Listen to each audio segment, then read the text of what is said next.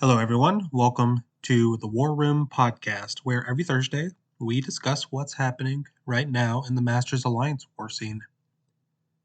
If you're new here, big welcome. If you've been here before, we're going to be trying something a little bit different today, and kind of just focusing on a project I thought would be a lot of fun. I've got Azari, who's going to be coming in just a few minutes. He is the planner from BG2 at NewN, and we're gonna have a lot of fun. I have a kind of mock-up war map that's like we're going to try and create an entire battle group plan for, just kind of for fun. It's going to be make believe, but I think it'll be pretty educational for people to kind of see the planning process. For an alliance like NewN, for example. But before we get started, I did want to say that War Room now has our own Discord server, and kind of going on with this kind of a themed videos for this season. I'm wanting to do a giant, community fights video where we pull in as many fights as we have time for from the community and give commentary on those. So, if you're interested in having your fights featured on this channel in one of our weekly episodes, all you have to do is join our Discord. I have a link down in the description. And then, you just send us your fights. We'll take a look at them. And, as long as they're war related and, at least somewhat entertaining, honestly, we'll take any fights. So you just have to get in there, send us your fight. And, we would love to see them and can talk about them a little bit. So that's very exciting. Go check out our Discord. So this is going to be a bit of a strange season for a podcast that has been mostly covering war news. Many alliances, not just in the Masters scene, but in the contest, aren't really putting much effort into this season due to the holidays, or maybe they don't like the tactic, whatever the reason. There are a lot of alliances that are, not really participating. And another side effect of that is that the spreadsheet that I don't do, a guy named Tony Stark, he's from XK9. He normally creates a spreadsheet that has all like the results from all the wars and different alliances. That's what we've been kind of using to try and make informed opinions and observations on. We're not going to be able to have that this season. He's taking time off for Christmas, and I don't really have the resources to try and get all of that information myself. But what we can do is I can pull up the season standings in game from the top 20 alliances right now and see if I can point out anything that really pops out to me. So these are the current top 20 alliances after wars 1 through 3, and there's not too much I can offer here, but I will kind of just make some comments on things. I feel like maybe there's something to look at here. So GT40, they've won all 3 of their first wars. They are trying this season, and I know the only question around them is, were they still going to perform well on Christmas? They're 3-0, so it looks like the hardest part is behind them. And their very first war was against SSX, which arguably could have been the biggest war of the season. I don't know if there's too many challengers to GT40 this season. We had considered maybe NewN or PBT, but I think all of these alliances are still having their struggles. And GT40 are in a great spot if they just keep doing what they're doing. Salty is still in second place, which is really great, which kind of means they've also won all 3 of their wars. I don't know who they've been facing, but they do have a very high war rating, so they could have easily been facing some decent alliances. All I know is that they haven't faced GT and they haven't faced NewN because I'm in NewN. So SGA and Legion. I don't know SGA's story this week. I know Legion had a really good win against New Nation, which is a big one. So it's probably going to be tough on NewN. Out of all the alliances they were going to throw, they probably weren't happy to lose that one. It was a Christmas war, but yeah, that's going to kind of set a tone. Um, already a pretty big alliance losing a war there along with SSX. So, yeah, that's why I'm kind of saying, GT40 is looking pretty good, and I would probably go ahead and put bets on them getting first this season. Yeah, PBT and is doing all right, and Nefty, we're familiar with those guys. I don't know much about KMSCA or Old Driver. It just means that they've gone 3-0. They could have faced anybody. I'm not really sure. Chaos, GGIR, Zine. Yeah, I think GGIR is pushing this season.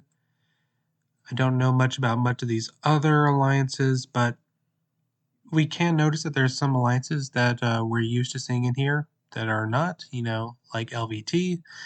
And I don't see DSVG either. I think they are doing, decent, but they've had some rough matches right at the very start of this season. And yeah, I'm not sure what their attitude is right now or how hard they're really trying. For Loki, also not on here. Another big alliance that's not pushing this season. We'll just have to keep an update on it. Like I've kind of already said, that it's not quite so easy this season to offer a lot of knowledge about these alliances, but as we get towards the end of the season, I think the story will become more clear and with a better idea of which alliances are really trying to push for the top spots. At this point, I'm going to go ahead and bring Azari in for the rest of our program. We're going to be creating a war plan, and this is going to be a lot of fun. I really hope people tune in, and this is something I've been kind of wanting to do for a long time. So in advance, I want to say a big thank you to Azari. This is a kind of a larger undertaking, and yeah, I'm looking forward to sharing this with everybody.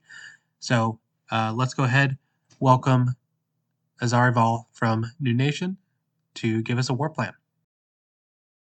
Sorry, I thought it would be just a lot of fun and, pretty educational. If this video we could spend some time and see if we can get through an entire war plan. You think that's something you'd be open to? Sounds good to me. All right. Well, I've got a map for you here. I'm going to go ahead and just drop it. Here you go. It's live. The viewers can see it too. All right. Just kind of some generic placements and stuff. This isn't NewN's defense or anything. So, we got our bans. They've banned Hercules, Ghost, and Mantis. I've got all of the tactic people highlighted here.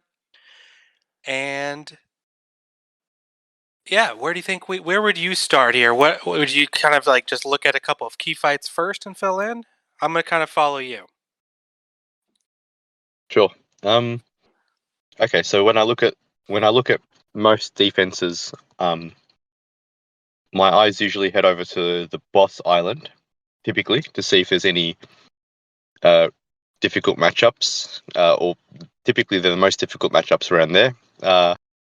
In this case, going straight to the boss, I see an onslaught boss, and I immediately think that there's not many counters that work for him. A couple popped up on YouTube now from a couple of really good players, showcasing Hulkbuster's ability to take that fight down. So immediately I think of assigning Hulkbuster there.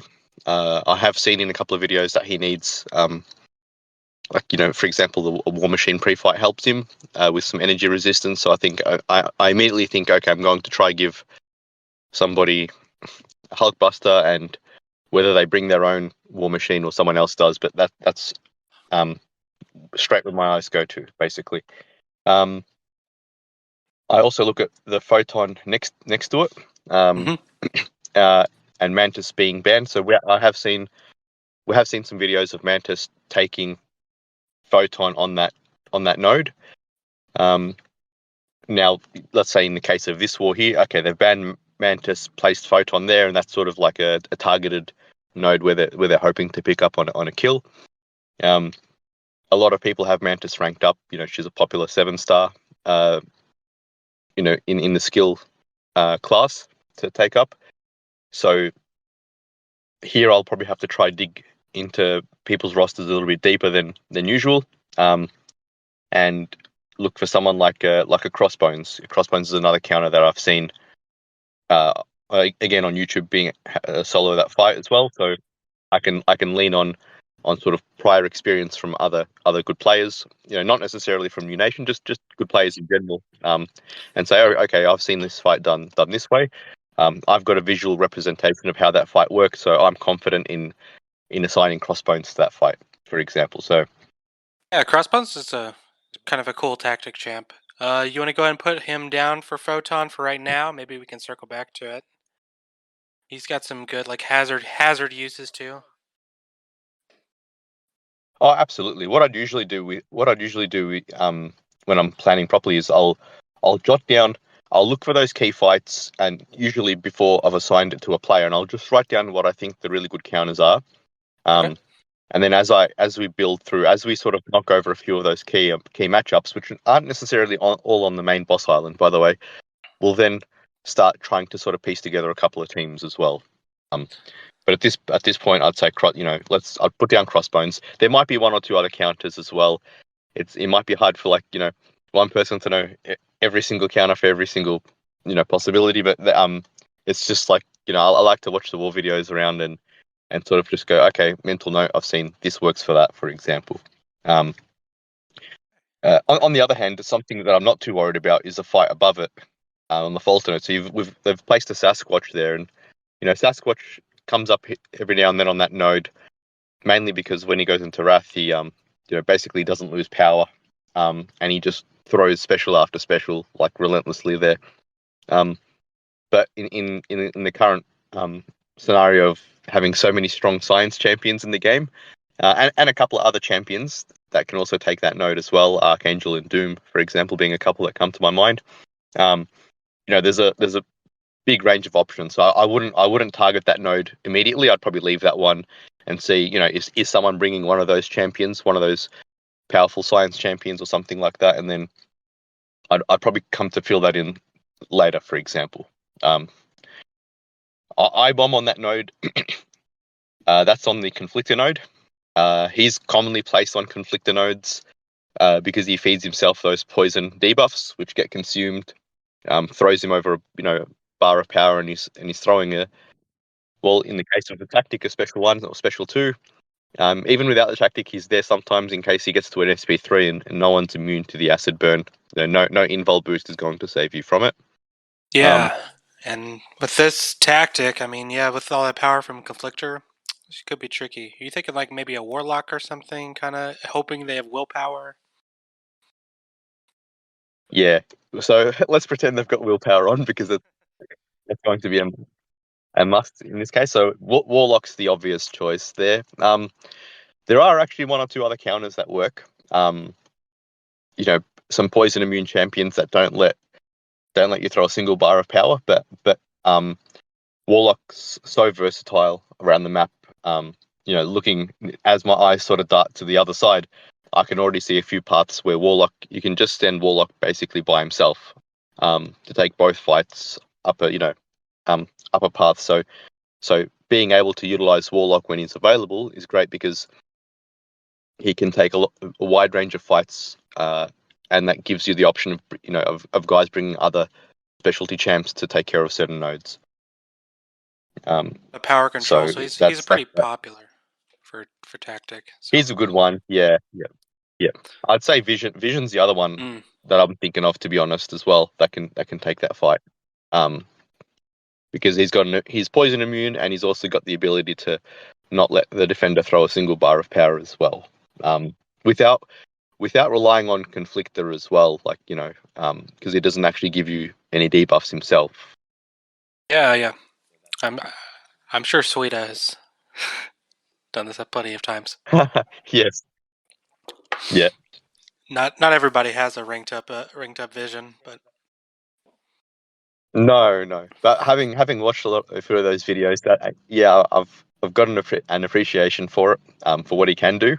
And it's one of those cases where his utility from power control, shuts down all the nodes basically. So that's pretty cool.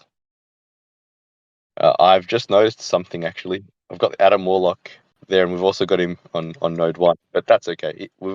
This defense is placed through Adam Warlocks. They've lost the diversity point. But yeah, well, that's okay. they'll just have to get one more attack bonus than the other team, I guess. That's it. That's okay. Yep. We have 2 Adams. Adam Warlock. Yep, no, that's true. I've seen a couple of options for Adam Warlock. So I'd put him down as a TBD. CGR, CGR, Doom, Tigra, I think are a couple of the main options that I've seen for Adam. But he's not one where I think it's a need right now. So I'd sort of usually circle back to something like that. Looking at the other boss islands, again, I'd probably say the one that immediately, I'd probably say the three there that I look at and think, okay, I'm going to need a really specific counter for. Maestro on the Incinerate Shock Hazard Shift. There's not many great counters for him as it is, and the Hazard Shift limits it even further. I've seen it a couple of times, and I can only literally think.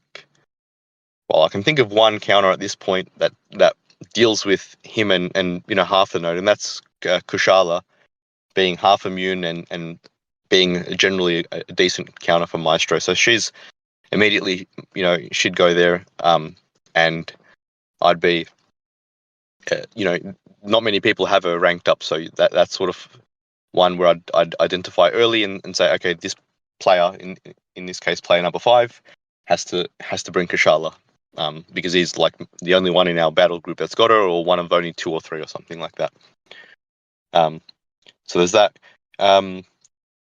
Quicksilver's the other one that's really interesting. I mean, in seasons gone by, he's not a big deal on that node. But now with, you sort of have to face. You've got a bit of a dilemma with Quicksilver here. I feel like you've got to think, am I going to play around the node, or am I going to try and nuke this one down? But again, sometimes looking at YouTube comes in handy. And I had initially thought of, sending like an Elsa, for example, to it. She can get her intercepts, but they go on cooldown every 10 or 11 seconds. Whereas thinking of another champion, and in this case, coming back to what I said about YouTube, having seen Killmonger do some nice work against Quicksilver, I'd be more inclined to say he's going to be one of the better counters to this node, because his SP1s give him those sort of charges, and he can use those charges to get more intercepts. And the more intercepts he's getting, the more ability he has just to block those unblockable specials without trying to have to fish for an intercept. If the AI is not playing into you, if you dash, you do a couple hits, you dash back, and they don't dash into you, for example. And the node has power focus, so there is going to be much more of it. So just Killmonger there is a really. Oh, definitely, because in my mind, I think, all right. Oh, sorry. Yeah, he can also like evade intercepts, which is also annoying. And whenever you have very few opportunities on this node where he has extra power, and it's really Yeah. it's I don't even know if it's really possible to fully dex his specials while rooted. I don't think I've done it. Oh no, yeah, it's tricky. It's definitely tricky. I mean, with him, sometimes I would think of something like, okay, say you've got a Nick Fury available as an attacker, even if it's an ascended Nick Fury, full deep wounds and all these sort of things that you're setting up, and you think, okay, I'm going to send Nick Fury. Instead, I'll use an invul boost, and I'm just going to, you know, push him red if I have to, or it's power focus 2. I'll block bait, heavy attacks and stuff like that. But there's bubble shield, and if they throw one single, in the case of Quicksilver, one single special attack, whether it's an SP1 or SP2, and you don't fully dex it, not that you'd be expecting to do it every time because it's a difficult feat to do, you've lost your invul boost, and what's left? Your second life. And there's a lot of things that can go wrong, I suppose. So that's where this is one of those scenarios or dilemmas that you think of. Okay, I've got a nuke in one hand or a tactic, and the tactic might be one of the few scenarios where the tactic might be a little bit safer. So there's that one there, and probably the last fight on the Both Islands is Sauron. Is the one where that's sort of my eyes go to and think, there's not many counters on this node. Burden of Might can play a role, and high energy. It's also got high energy die, I think it's called. So you can't really use Sauron to nuke. Nimrod to nuke down that Sauron, for example. You can't use champs that have a lot of that gain buffs or too many buffs, I suppose. You've got to think, is Warlock a good example? In the case of like myself, I don't know if Warlock can do it. If Burden of Might's going to suppress his ability to get to his SP2, then that sort of stuff goes on in my mind. So for that reason, I'd probably just go for a slow and safe sort of counter like Lady Deathstrike that's able to block his basic hit and her special attacks, Sauron's special attacks as well, and just sort of keep the fight going that way. Not not a great. I wouldn't say the greatest option. I'm not too sure, but this is one of those ones where I'd sort of really ask around and get my head thinking. But that's definitely one that you'd really want to think about the fight. So that's the main ones I see on that side. And then from there, I'd sort of start moving over and think and start looking at paths and go, okay, if a certain player is bringing this particular champ, what else can they do with it? And if we use, for example, if we circle back to that Warlock, with Warlock being so versatile, I can think, okay, how much can Warlock do? And then when I flick over to the path fights, I can see, for example, in Path 6, both Section 1 and 2, he's able to take 3 out of those 4 fights, which is really handy. Just because he can take a bishop, he can take Weapon X. There are other champs that can take bishop, like Future Ant-Man, for example. But Future Ant-Man isn't as good on Weapon X as, say, a Warlock would be. And Apocalypse, for that matter, as well, because he's able to take Apocalypse down without APOC throwing a single special either. So I straight away think, okay, I can just go Warlock full there. There's a Gallon before it. Someone like a Tigra will make light work of that fight. It's okay, so that person's going to bring Tigra. Let's pretend that your player's got Tigra, for example. And now all of a sudden they've got a free spot. So I immediately think, okay, well, that person does need a White Magneto pre-fight, especially for the I-Bomb over on Conflictor. So that sort of gives them their third champ. In this case, they don't have to rely on someone else placing it and waiting around. So when they get to that fight, they can just place it themselves. So that's one of the benefits that they've got there. And then they've got another 2 White Magneto pre-fights, which I'd say, all right, I might have a look at where else they can place it. There are a couple of other fights up along the other Boss Island mini islands, I should say, that would really benefit from a white Magneto. So I would probably just advise that person to place the other 2 pre-flights somewhere else. That would come in handy.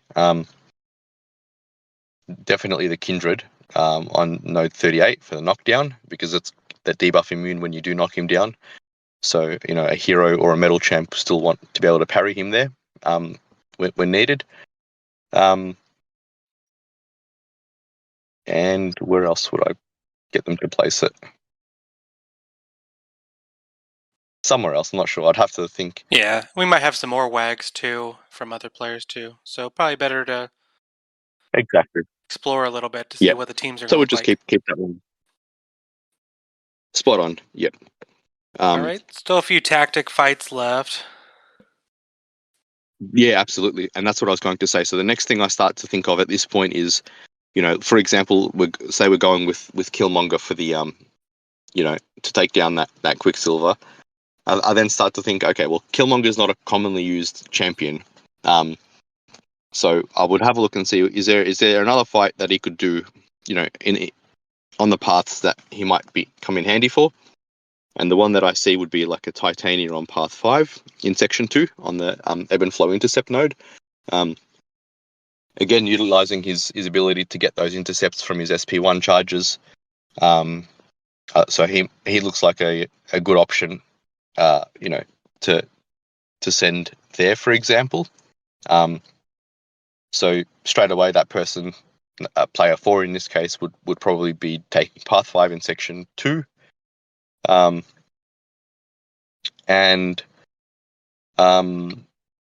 then having a look at the second defender on that path, I'd say, okay, they've probably they're going to take Doctor Doom.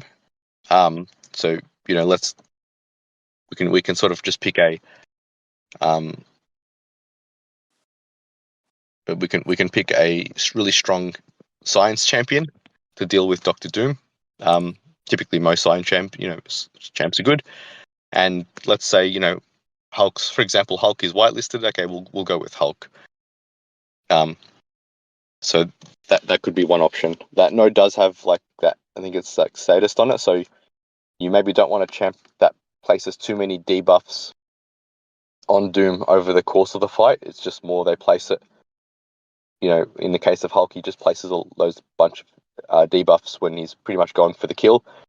So that has some less risk in it as well, as opposed to a champion that's placing 5-10 debuffs over the course of the fight, and then you make one mistake against Doom, and he'll probably just one-shot you from the added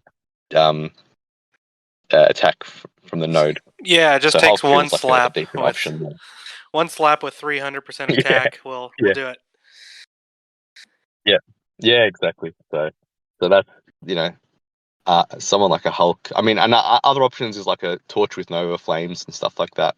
But in this case, let's pretend this player's got a nice big 7-star rank 3 Hulk, and think, oh yeah, cool, let's send that. And then that sort of brings me back to say, okay, now we've got Hulk. This person's bringing Hulk. What else can Hulk do? He's good at. Maybe I could just give him that Sasquatch on the boss island. I said earlier that we've got a few options for that. So all of a sudden, Hulk becomes a good candidate, to take that Sasquatch. So we can get more use out of him. And then even circling into section 1 now. Okay, this player's got Hulk. Where can he go? Are there some Mystic champions on the map that he can take down? And there's a few. So there's a few different places I could send this particular player. Path 2 and 3. I probably wouldn't send him to path 1 for the Chavez, just because of the node that she can go unblockable. So we are trying to send a champion that's not going to place debuffs there.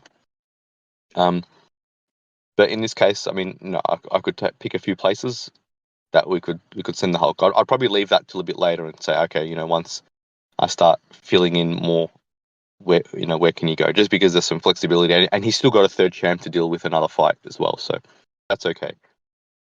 After that, some other things that I'm starting to look at now is some things like Path 9 start at this point. I'd usually start looking into like areas like Path 9, just because they do need specific counters that can deal with the hazard shift and the defender. And as I look through this, I sort of think, okay, there's 2 tactic champions on the node. Between section 1 and section 2, there's Joe Fixit and Spider-Ham. Magneto? Is Magneto tactic? And Magneto. He is yes, he is tactic, actually. Sorry. But the reason why I was saying Joe and Spider-Ham is I think someone like a Jabari Panther, she's tactic and she can deal with hazard shift, for example. So in my mind, she's she seems like a decent option to sort of handle them. So I can get some use out of bringing that one champion, for example.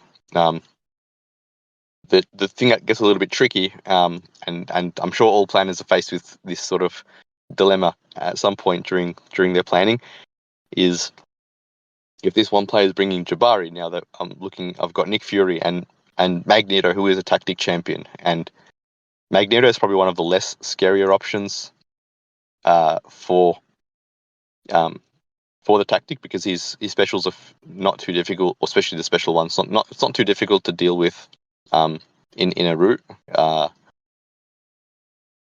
So what I would probably do here is think, okay, I'll to deal with that Nick Fury. I might send Absman's one of my favorite Path 9 counters when I can send him.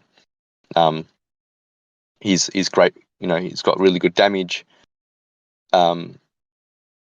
And he's completely double immune as well, especially with the I-Bomb synergy. So I'd probably send Absman to that Nick Fury. I'll give him the I-Bomb synergy, for example. And then I would be asking that particular player to take Magneto with Absorbing Man as well, in Uru form. And for fights like that this is definitely where I would say to run an invul boost. If they push to an SP2, it's only a 1 hit, for example. So you've got some safeguard against it. And once you get going, your damage, you can take him down pretty quick as well. So that's something that comes to my mind. And then also sort of just flicking back over to the boss island, those mini islands. There's a Scorpion on Hazard Shift as well. I'd probably just get Jabari just to probably take that one as well, just to get a bit more out of her utility. So that could be pretty cool as well, I reckon. Lots of Jabari action. Yeah, that's always fun to see. Yeah, exactly. She's really good. I don't see her that often, but when I see her take certain fights, I'm really impressed with what she can do. All right. Yeah, so things are kind of coming together. Yeah, they're coming together bit by bit. I'd probably start at this point. I'm going to start having to look through even like those couple of champions that are on the Island 1 mini, because we haven't assigned anything yet. And for example, on the node 39, we've got a Killmonger. That's on the Power Snack node. And Power Stings.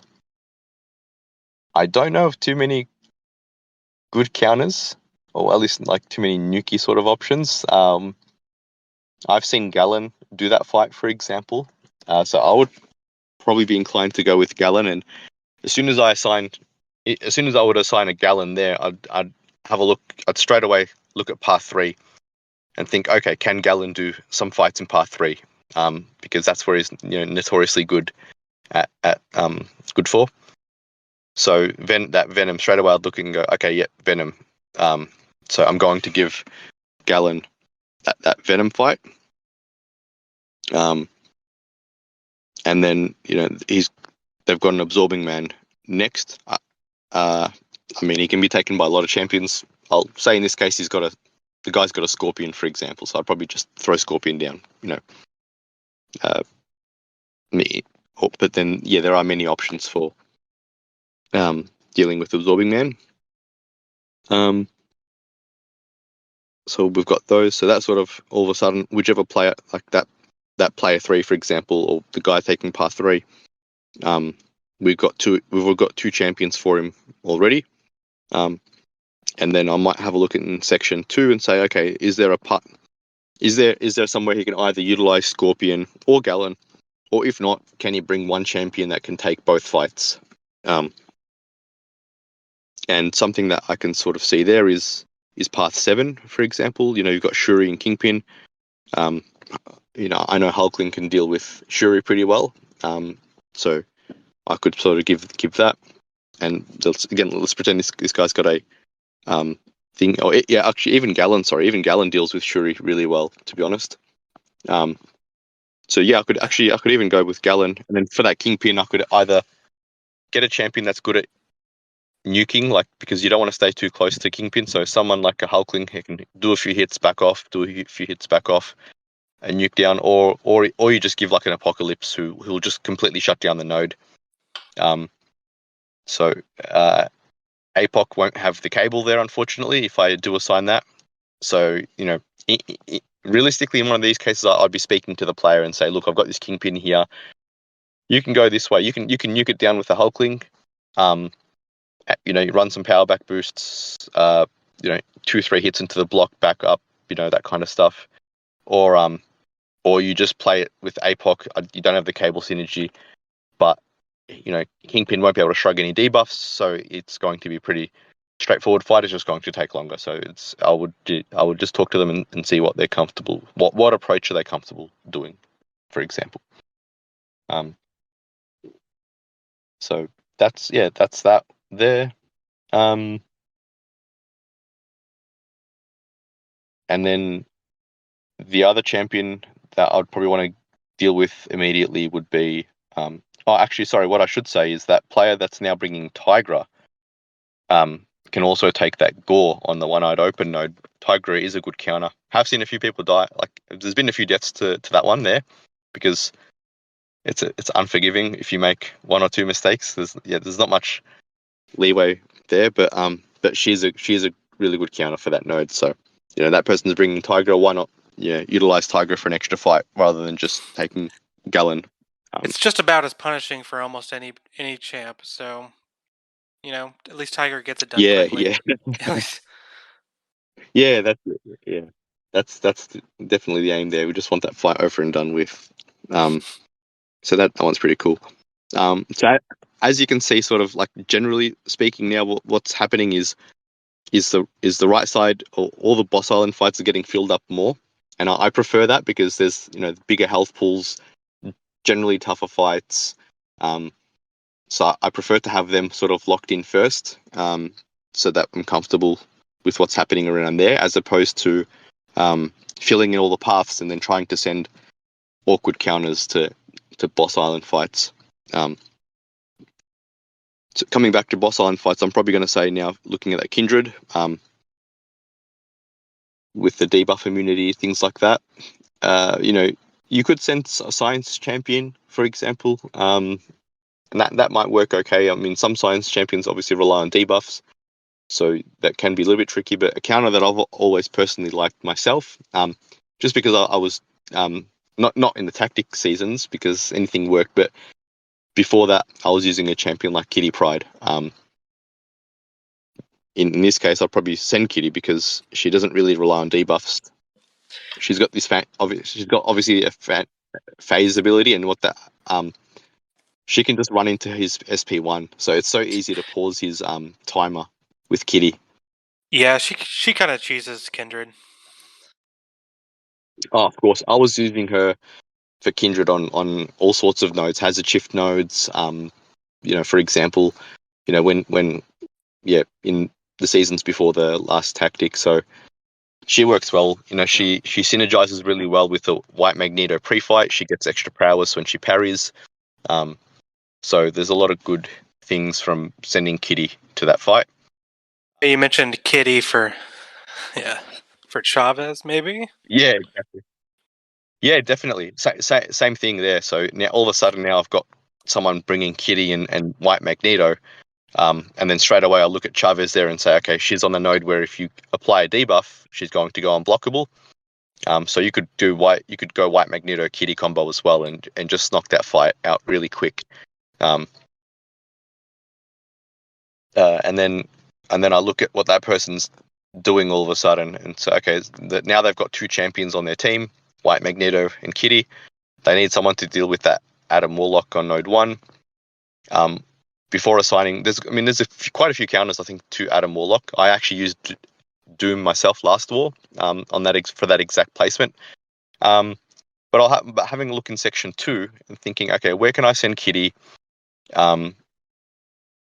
with the white mags, and then utilizing the white mags as well. I see a tumor, for example, down on. I mean, there's a few.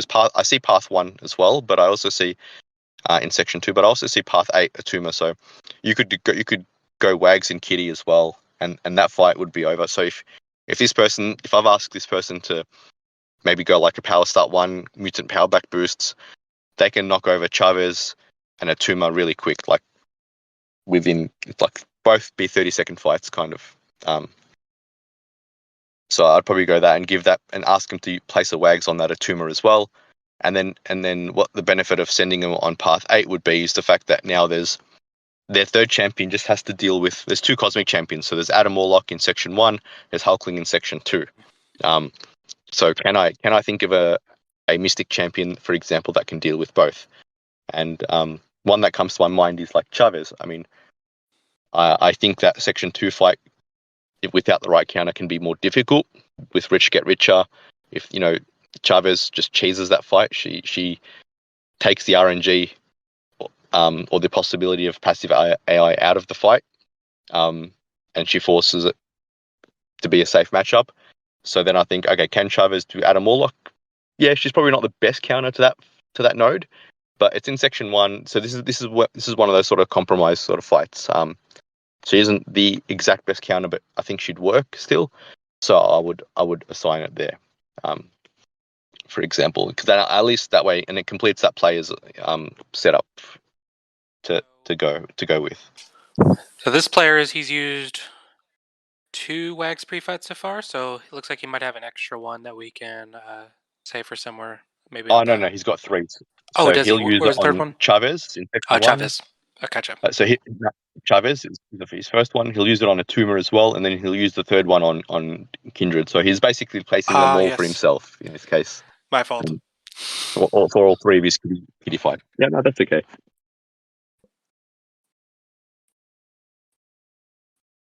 All right.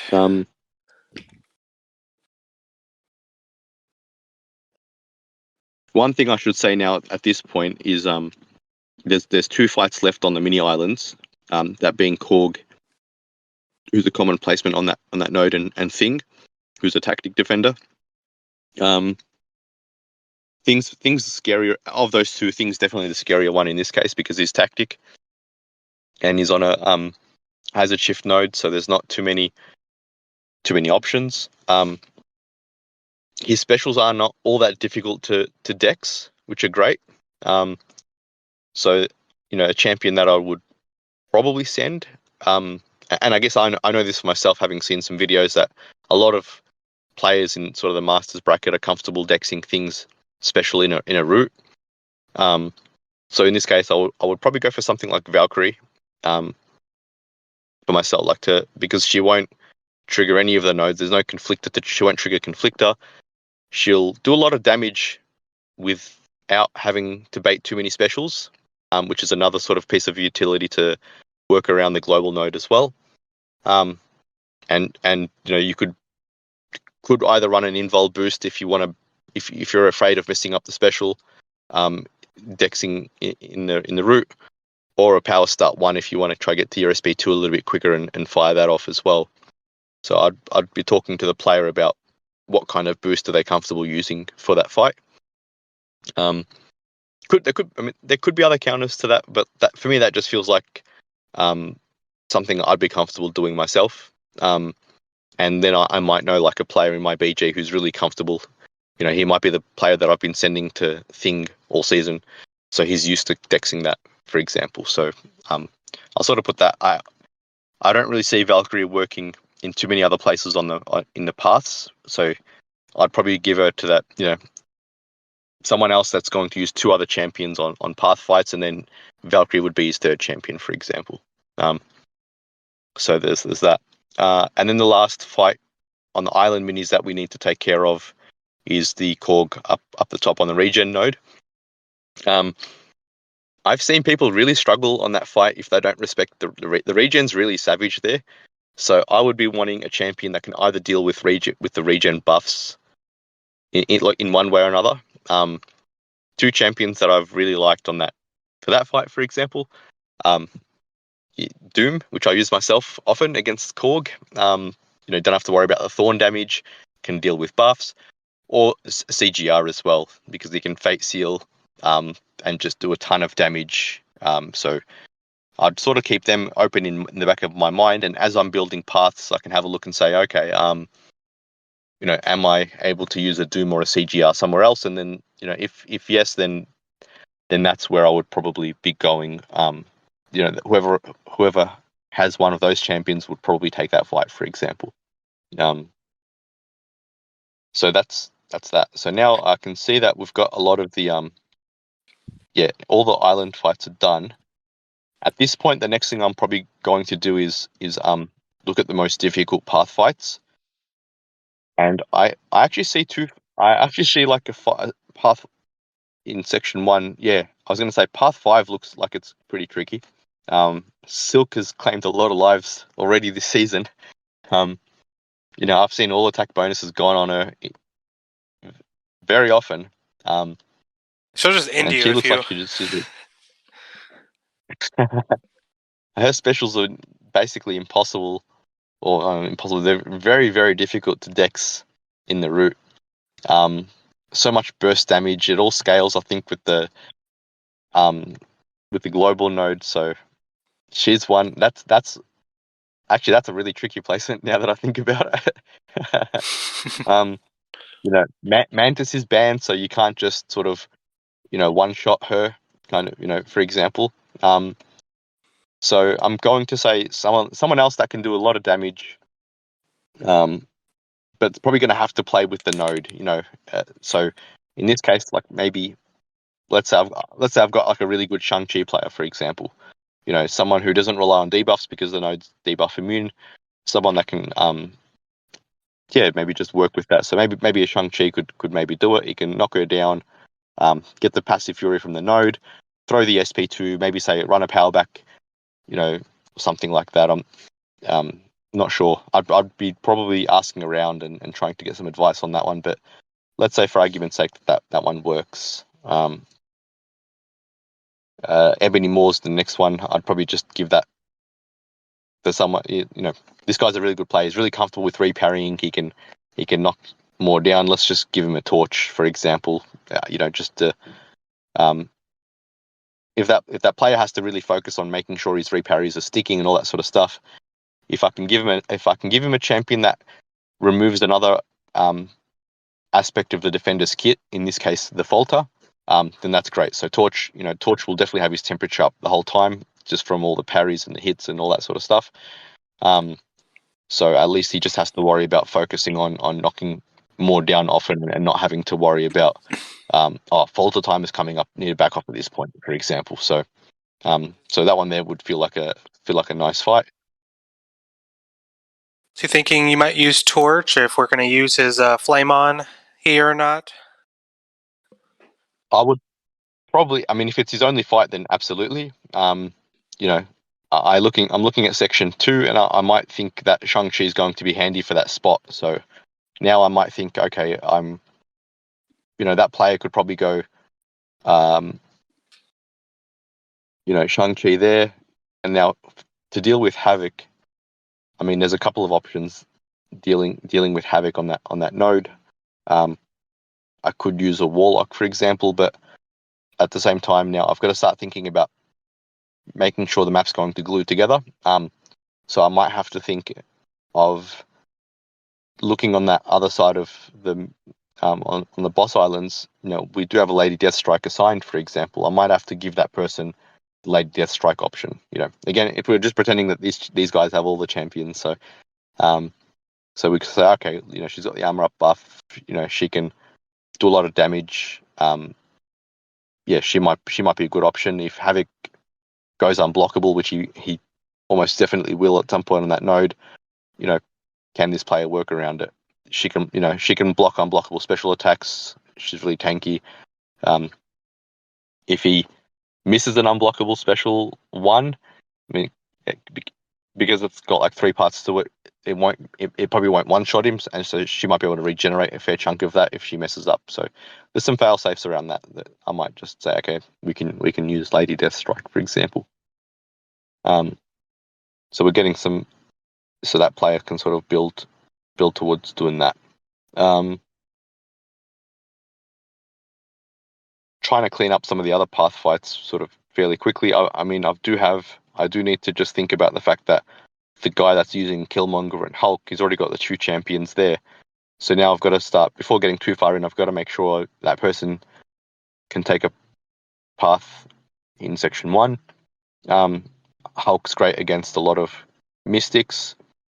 Let's say, for example, I can see the werewolf there. Maybe I could just say, okay, he can take the werewolf on path 4.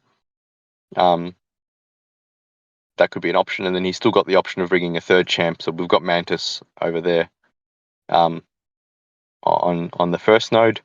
Maybe we can just bring in Archangel. At least he'll be able to parry her all fight because of his ability. He doesn't have to worry about running a combat regen boost at the start.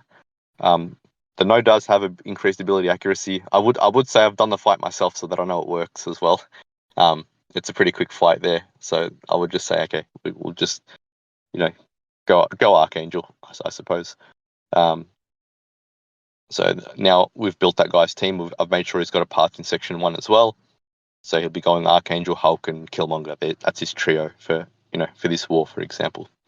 And then he's got a bit of work to do up on the boss island as well, taking the Sasquatch, taking the Quicksilver. So he's got 6 fights this war for this particular player. Good chunk of fights there. So I'm sure he'll kill it. So yeah, and we're building now. There's not too much left. I've got. I'm having a look now to see what else. I probably at this point I would have to start looking about where I'm going to use Doom or a CGR. Right, for that Korg. Yeah, exactly. So something that I'll probably start looking at here is, okay, I've got, say on path 2, the Mysterio. I mean, that definitely looks like a nice CGR fight there. I mean, I know the node has that sort of, I don't know what it's called, but it's sort of like a limbo type of thing. But I think CGR can, after that, you've got a few parries to work with before you need to have to worry about it, and I think that's all CGR really needs, really, before that fight's completely shut down. So I might go and give that one to a CGR, for example. Wong's the next champion there, and with CGR would do the whole sort of cosmic power backs and things like that. Something I actually think about as well. This is sort of on a side note, but if I know this particular player is going to be running power back boosts, is going to be running cosmic power back boosts, I'm going to try build his team in a way where he doesn't have to run cosmic power back boosts, and then for argument's sake, he's going to run Kitty next, for example, and say, okay, now you've got to take your cosmic ones back off, put your mutant ones on, and then he's got another cosmic fight again, and then he's got to take it back on and off, and he's burning through multiple boosts. So I will try to look for a way to that he can do other fights that don't rely on power back boosts for a different class. That way he can just run the cosmic ones all the way through. So he does have Wong next, and that node's got the placebos and things like that. It's also got Sadist. So we don't thinking of a champion that could work pretty well. There's some buff immune champs that are great. Titania, is probably my pick of the bunch because a lot of people have her at 7-star, rank 3 these days. I mean, it's probably each battle group's probably got one. I wouldn't be surprised. So she's good. She doesn't place too many debuffs, like a Cassie probably would, for example. I mean, during the course of the fight, most of her debuffs come after her SP3, and at that point, you're probably trying to end the fight anyway. So, I wouldn't feel too worried about doing it that way. So we've got that person's got Titania, and then as soon as I see Titania on path 2, my eyes probably dart straight over to path 2 in section 2, and think, okay, Titania is a fantastic option for that Mojo, for example. She'll turn that into a nothing fight. And the good thing about running this person on path 2 all the way up is the fact that they've now using CGR, Titania, and then there's that Domino, which I would probably just give that to Shuri with an invul boost. And Awakened Shuri, she's able to block unblockable special attacks, which is what the tactic are. She's a good Domino counter with her, with her kit. And she also counters the node to some extent, I guess, because she won't gain too many decks. She won't gain the dex buffs. She will gain the placebo buffs, but I've seen that fight done. We've assigned it. I'm sure a lot of other alliances have assigned it. I just might talk to the player about super safety, run an invul in case she gets to an SP3, run max coagulate in case you get the bleed on you, that sort of stuff. Just talking to them about a setup. But at least this particular player now can just run cosmic boosts and not have to think about changing those boosts. So that this player now will probably take that CGR. I'll probably just now go CGR for that Korg. We did talk about earlier the fact that one of these guys had a spare white Magneto pre-fight, so I can't remember which player it was. It might have been... Oh, it was the guy with Tigra and Warlock. Was it? Because he was going Tigra, Warlock, and White Mag. Because he was going to give his own White Mags on the I-Bomb, and he had another 2 spare White Mags, so... So this particular player would be the guy maybe throwing on a White Mags up on that Korg to help that CGR take it down, pretty easy. For example, so I'd probably just add that in the notes and just talk to the guys about, hey, you need to place a White Mags for this particular player, for example.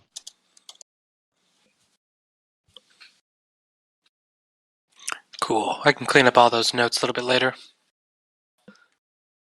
Yeah, no problem. There's not too much left now. I've just got to really focus on those. There's like 2 parts. Yeah, past in 7, section 1 and path section 8. 2. And then, path 3 and 1. I can pretty much see here what I would be doing is in section 1, path 8, a champion like Dr. Doom can probably handle both Mordo and Arcus, for example. So that's nice where I can just give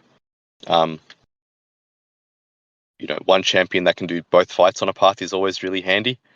And then straight away looking in section 2 on path 3, that Dr. Doom can also handle Nimrod, for example. It's just his ability to sort of stagger those armor up buffs and prevent them from coming back. It's not a quick fight by any stretch, but it's pretty safe. And he is shock immune to deal with the start of the fight as well. So he covers that. There is a future Ant-Man before it. I've seen Red Magneto work. People just usually run Max Pacify, and you can just that way nothing happens during the stun phase, and just sort of parry heavy your way through the fight. Is a popular option, is a good option, for example. So this guy's now got Doom, Red Magneto. That's his only 2 options. And we did talk earlier about needing a 3rd champion. I was trying to look for a player that only needed 2 champions on paths, so they could bring Valkyrie as their 3rd champion. So let's pretend this is the player that's going to bring Valkyrie, for example. So that way I can complete that team and make sure that Valkyrie's not just written there as a note, but then when I finish the plan, I think, oh damn, everyone's got champions. What am I going to do? How am I going to undo this and redo it? Sort of. So that that particular player will probably just go Magneto, Doom, and Valkyrie. Yeah. Nice. We got one left. One left, yeah. Is it Chi-Lith? I don't know how to say her name properly, to be Chi-Ilth. honest. Chi. Ah, yes. Okay. She's a champion I don't know too much about, but I do know what the node there does, and typically if you throw a special attack, that's when they get debuff placed on them, and if they cleanse it, they reflect damage and things like that. As I look through path 1, I can see. So I want a champion that's probably going to do a good amount of damage to Chi-Ilth, without throwing a special attack, and that can also handle some stuff in section 2, especially that Zemo. So there's sort of two, and then the champion that comes to my mind is Kitty, I suppose. She's probably good at doing that. She also, if she's phased, I guess she won't take any damage back, I suppose. So she could be a good option. She's also a good option for that Zemo as well. I know the Zemo's on that buffet node, but if you send a champion who's immune to anything, he's just going to gain a lot of Furies. And if he just hits you into the block, it can kill you. So I don't want a champion that's immune to the node. I just want a champion that's good at dealing with Zemo in general. And Kitty's a great option for that. So now she becomes probably the focal point of that person's team, being able to use her. And then I will just build a team around that. Dragon Man, you don't want to knock him down on that node. A lot of options that work, as long as you're just comfortable sort of baiting specials, parrying when you need to, things like that. Probably just say a human torch, someone that's going to maybe end the fight fast. At this point, if I've got the luxury of just giving them a speed champion, I'll probably just go torch with flame on, just because the fight will end faster than using.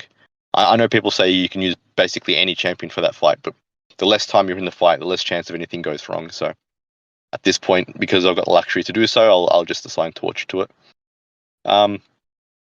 You've also got, you've got long shot there as well. So torch becomes another good option, I suppose. Look, both Kitty and Torch can really do that fight now against long shot. So I would probably say either, to be honest. The person's also got a third slot available. I would probably go with like Tigra, not because I need her for any fights, but because I really like the synergy that she gives Kitty. She just gets her. If we are relying on the fact that she's going to just be sticking to basic hits against Chi-Ilth, then having the unblockable over 10 prowess just means she doesn't have to. It just helps her sort of keep going with the fight. Her specials are easy to deck, so she can just basic hit her to death, I suppose. And Tigra helps with that. So that's probably my pick of the bunch there. So coming back to that Adam Warlock, actually, he's still listed as TBD. But we did mention there were a few counters. There's Doom. We now have a Doom, CGR, and Tigra all built into the map. I probably like CGR personally the most, because that player is going to be running those big boosts as it is with the power backs and things like that. So we could go see, but I mean, it's good that we've got multiple options for that fight. So we'll probably go with that. Sometimes in a realistic setting as well. This is where I'd start to look at availability, time zones, things like that. So who I think is going to be around. The guy that's taking the next fight. Are they active, or are they similar time zone, or whatever the case might be. So there's some sort of other problems that we deal with that I'm not talking about at the moment, but they are actually a consideration for planners when we do try to come up with stuff. So yeah. Great job. We filled up a whole war map here fairly quickly too. Yeah. And there probably is like a second review process that you go through that maybe people will check this over for you. Maybe there's an option you didn't think of that would work. Absolutely. And 100%. Yeah. so after you send these assignments out, I mean, yeah, go ahead. Yep. So I was just going to say, sorry, just because I don't want to not mention it.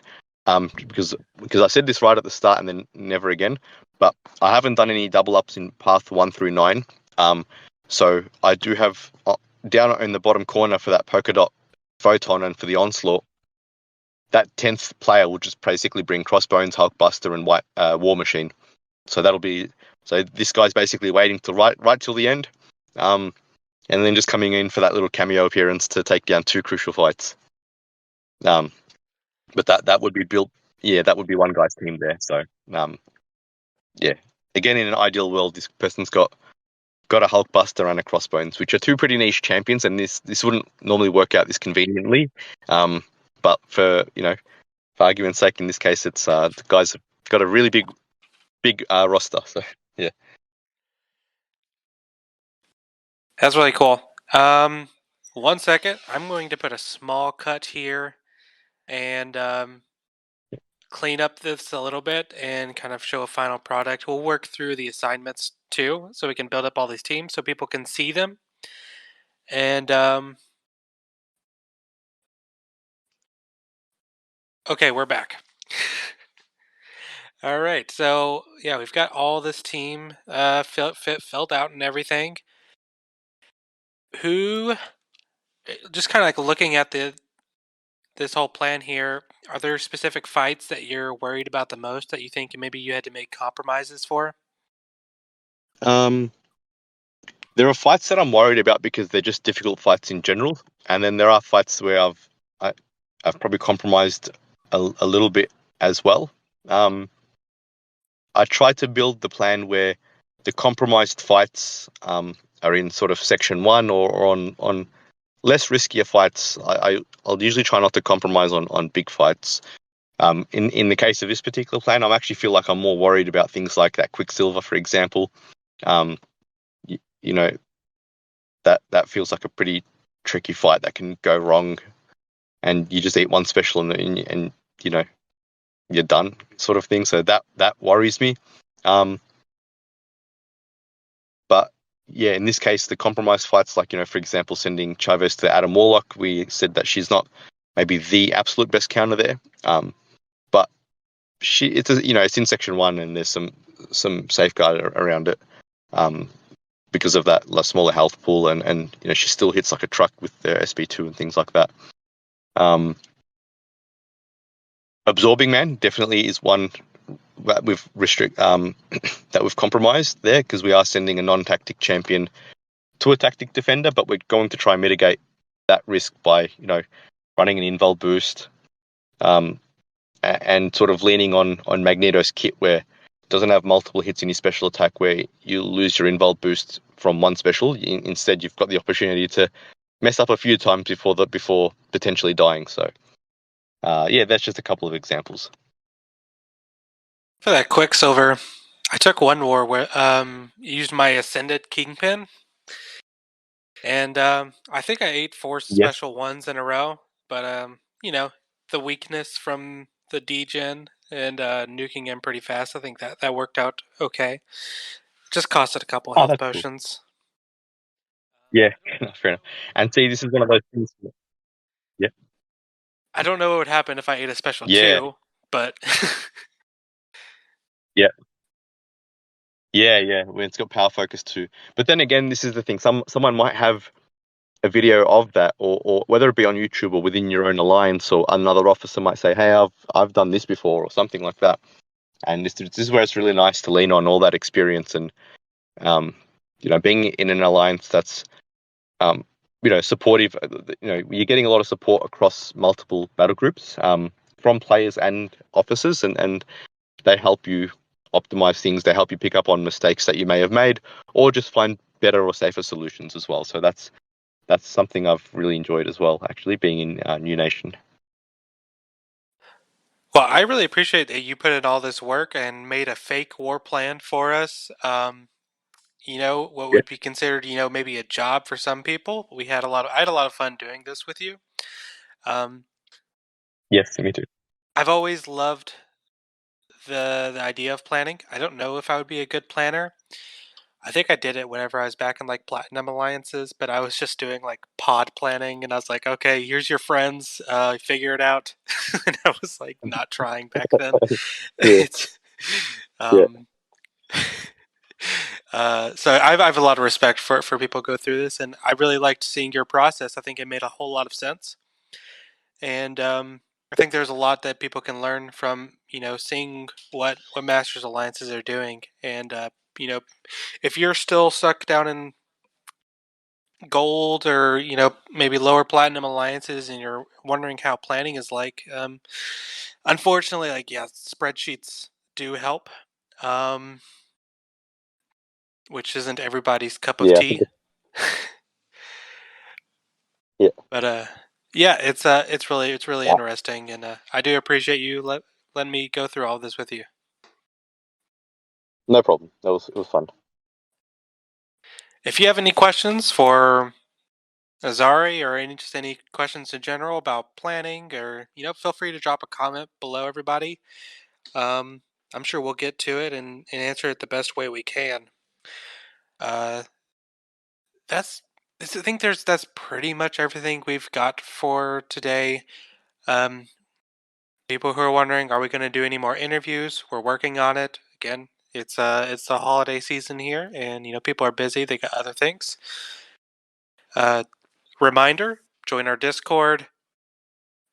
We're gonna have a giant fight of the week episode. So if you want to be on here, you want us to give us comments about your fights, we want to see your fights. Join my Discord, share your video. We'll take a look at it. Um, yeah, Azari, thank you so much for coming on again today. No worries. It was fun. Thank you. Thanks for the opportunity. You're very welcome. You're gonna be welcome back anytime. To all of our viewers and to you as well. Hope everybody has a happy New Year, and hope everybody had a Merry Christmas. And if you celebrate any other holidays, I hope it's just been a great season for everybody. We're going to be continuing to cover more war news and fun little projects like this in the weeks to come. So make sure to push that subscribe button. Let us what you know. Let us know what you think down below. If there's anything you want to see, any ideas, we'll get to it. And yeah, that's pretty much everything, guys. Thank you so much for watching. We'll see you next time.